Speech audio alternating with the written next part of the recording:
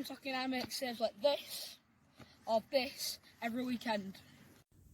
This morning saw us playing away to Hessle Sporting Titans. Last time out it was a 3-3 draw in some rather bad weather. Luckily this time it was dry but a bit dull. With missing players we had a bare 11, and in the warm-up disaster struck. Ethan tripped over Spencer's foot and landed hard on his shoulder. He was unable to play, meaning we had to take to the field with only 10 players.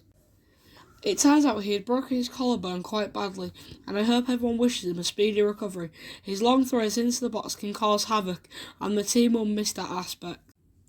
With that being said, we're into the match. As expected, against 10 men, Hessle had the ball more in the opening minutes, as this corner was played in which saw the ball bounce in the box before Hessle player turned and shot one at me straight together.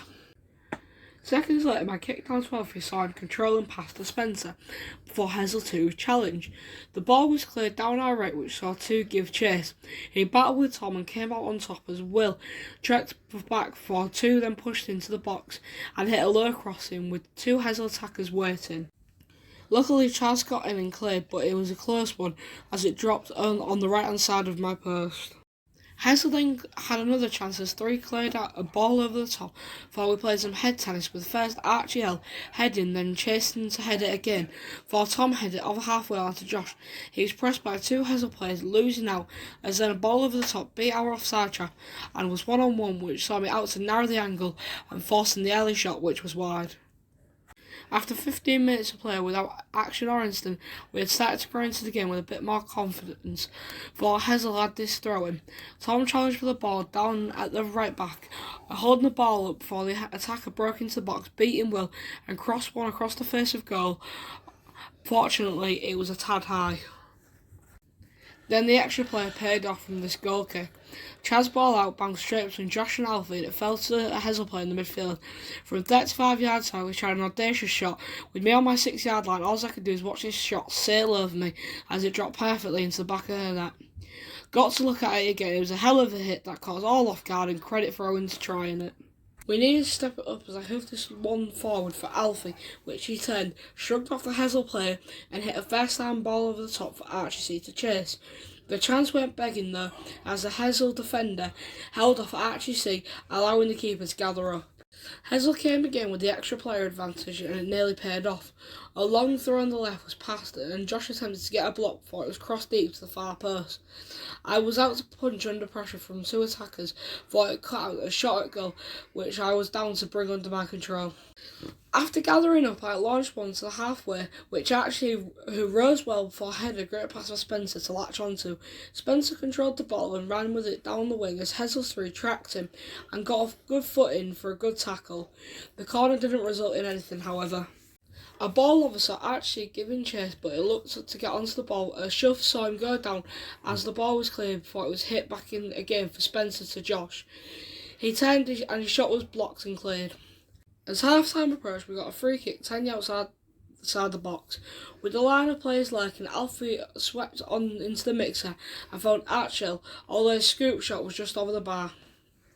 Half-time, so we found ourselves 1-0 down at half-time in a game which had been close despite our 10-man disadvantage.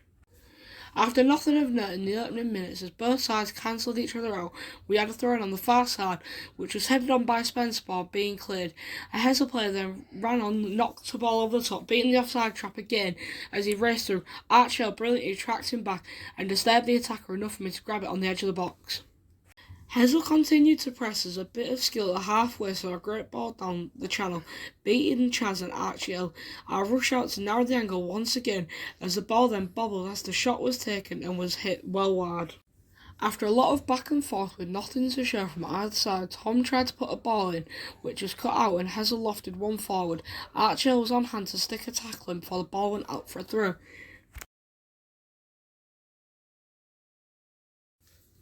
Then in a heated moment, the Hessle player tackled, who wasn't happy, which saw him shove Archie, who shoved back for there might have been a flash of a headbutt motion from the Hessle player, which was right in front of the referee, and he had no choice but to send the Hessle player off for it. Things were getting tense as minutes earlier, Hessle 2 had gone the referee's book, also after he showed dissent to the referee. It was now 10-on-10 for the last 17 minutes. Minutes dwindled down as the game became a bit scrappy as Tom turned the Hessle player and passed forward to Spencer. He brought the ball to the halfway line before chipping one over the defence for Archie to chase. As the ball came down, Archie looked to hit it on his favoured left foot, but the Hessle defender got there first to take it away from him before clearing. But the time was against us as the full-time whistle blew without any further action. We had a free kick off camera in the dying minutes which didn't result in anything. To their credit, Hessle held the ball well in the corner for a good few minutes, which frustrated us. So a 1-0 loss in a game with very few chances that have gone either way, and it shows how much a difference an extra player can make. We had 10 and only 10 for the entire match, and although Hessle had a player sent off, there was no advantage for us, coupled with the fact that we had no subs and they had 4 or 5 subs to keep switching out for fresh legs added up against us this week. So after the 2 defeats, we need to pick ourselves up as we face last week's opponents, Long Ravens Warriors, again next Sunday in a return fixture at home. Catch you then.